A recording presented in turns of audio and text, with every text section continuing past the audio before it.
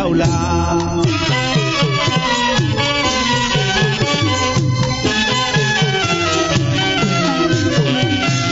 ဟောကြည်စမ်းပါ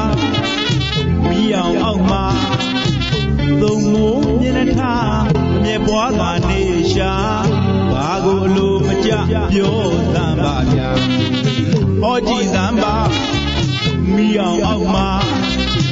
သုံးမိုးမျက်နှာထားမြဲပွားသာနေရှာဘာကိုအလိုမကျပြောစမ်းပါဗျာကြီးကြီးသားသားနေစမ်းပါဓမ္မစိတ်ချမ်းသာကမယ်ဆိုရင်ဒီလိုတာမိုးလင်းပါစီဗျာချင်းချင်းနာနာရှိသမ်းပါမောင်ကြီးအလွန်ဝမ်းသာပညာမဲ့မှနှခမ်းစုတာမောင်ကြီးယူဖို့ရာရွှေမန်းသူအလှဘဝင်ကြစေရာနောက်နေ့ခါမှဆက်ဆက်လာမယ်ဗျာမြုံမြုံရွှင်ရွှင်နဲ့သာချမ်းမြေစွာကြီးမောင်ကြီးကိုကြူပါ